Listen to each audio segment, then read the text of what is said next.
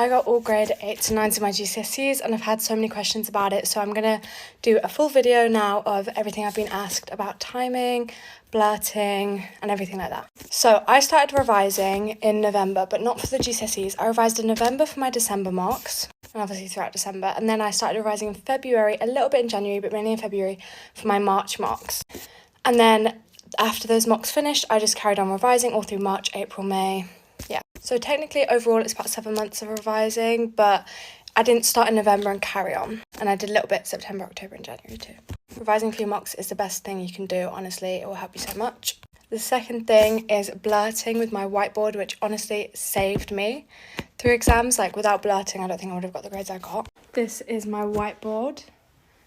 This is how big it is compared to my hand. And then sometimes I'd use this smaller one too. So blurting is a method of active recall. You'll probably hear this a lot from your teachers throughout year 11. The best way to revise is active recall, recalling that information over and over again. So for example, for poetry, history, science, I would read, a page or 2 pages of the textbook or read all my Macbeth quotes and analysis, and then on my whiteboard blurt it all out, write out everything I can remember, and then you read back through and you add in red or another colour what you got wrong. You can repeat this straight afterwards. You can repeat till you get none wrong, or you can do it the next day or the next time you cover that topic. You can do it again and see how much you can remember now. It also highlights what you need to work on. It's like just the best revision method. As you can see, here's one. This is definitely the most essential, a bit closer to your exams, but you can do it throughout all of revising.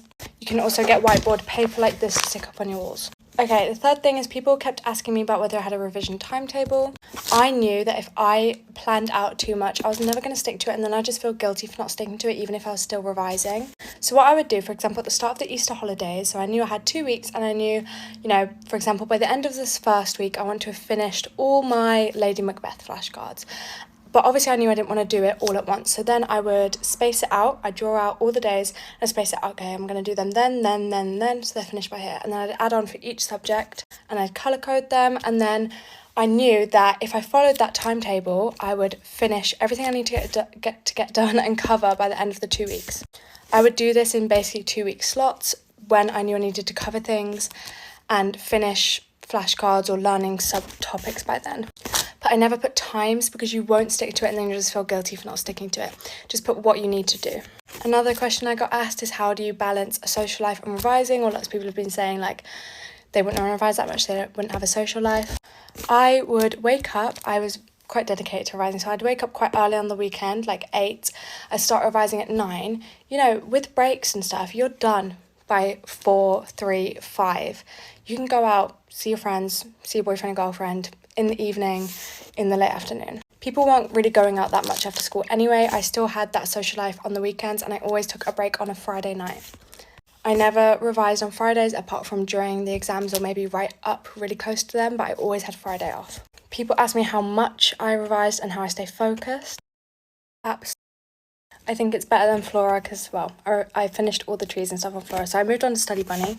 I have a new phone now compared to what I had before, so I don't have all my data from before, which is really annoying, but you can see how much you've revised every day, and you can decorate the bunny and stuff, and it gets happy when you revise. That helped me stay focused because I could see every day how much I was doing, and I'd want to make it look like a lot. How much I revised, I don't exactly remember, but I would probably revise between 4 and 6 hours. That was during the Easter holidays, after the Easter holidays, during exams, and maybe a bit before the Easter holidays. I would sometimes revise 6 or 7 hours on a Saturday, but 2 hours on a weekday. You're not going to be able to do loads and loads every single day, but if you're motivated enough, like I was, you will get to a point where you want to do 5 hours every single day, and you are able to. And to be able to do that much, you can mix it up. You're doing a pad paper takes an hour and a bit longer than an hour. Do that, then blurt. Then do flashcards and switch up the subjects, and it goes fast. Switch it up, People ask me how I organise my folders. I didn't really organise them that well, but I do recommend getting organised now and putting each subject in each folder. People ask me how I did my flashcards, question on the front, answer on the back, or quote on the front, analysis on the back. The final question I get asked is where did I get my motivation from? For me, it was just a case of, I know I'm going to do these GCSEs anyway. I can't escape doing the GCSEs. I'm going to have to do them. So why not try my absolute best and just see what I can do?